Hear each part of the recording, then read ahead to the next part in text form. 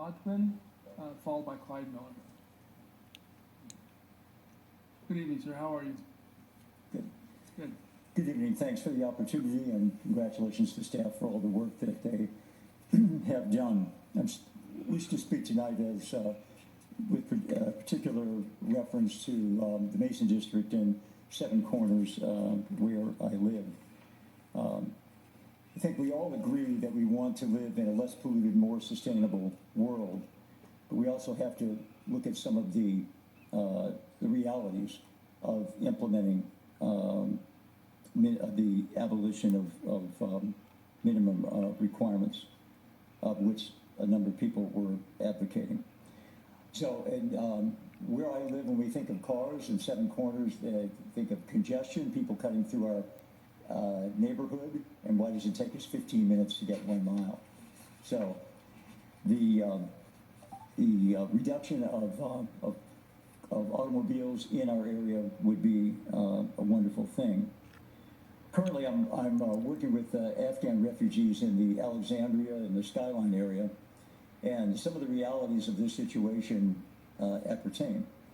So they're walkers for the most part, but that limits their job opportunities. If they want to get a job or need to get a job in a further distance, they feel like they have to have a car because they either don't trust public transportation or they feel it takes them too long to get there. Another aspect of that community is that they're very cash-centric, so people rely less on credit cards and deliveries from Amazon and so on. Some people do than others, so it involves much more movement.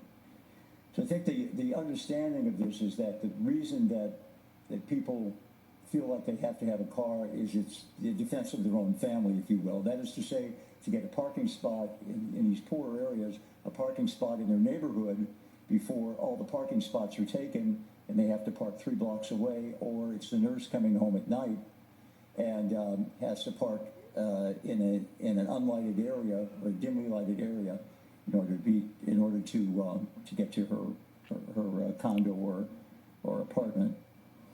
So I think in general, we want to move in the direction of abolishing minimum parking requirements for all the reasons that have been mentioned here by so many people.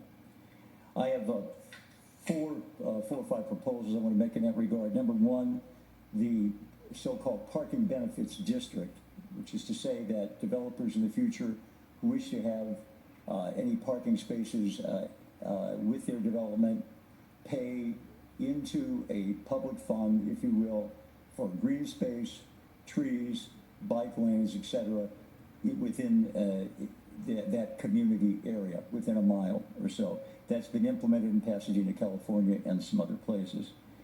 Secondly, I think the reality is that those who do not live near a metro line do face a much more difficult time in getting to work and so on. I think there needs to be some relaxation of the minimum parking requirements in that regard.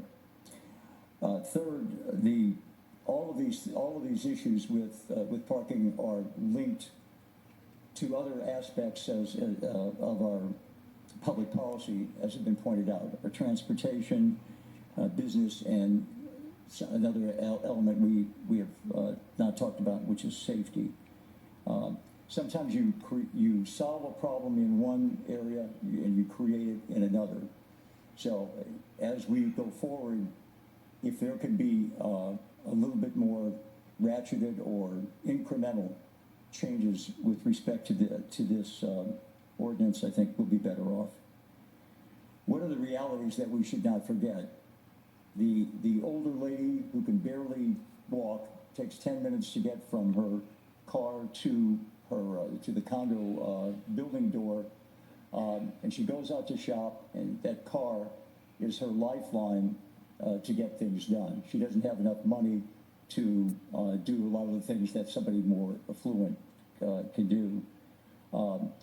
The contractors, the small contractors with their trucks, which sometimes is their only vehicle, coming home late at night, trying to find a parking space as well. the delivery options without delivery spaces, what happens is then the doors of buildings and other places get wrecked because of the deliveries are not done in a proper manner. So in general, if we could move forward with this particular ordinance, but with some understanding that changes and modifications need to be made, we'll all be better off for it. Thanks. Thank you, sir. Thank you for being here.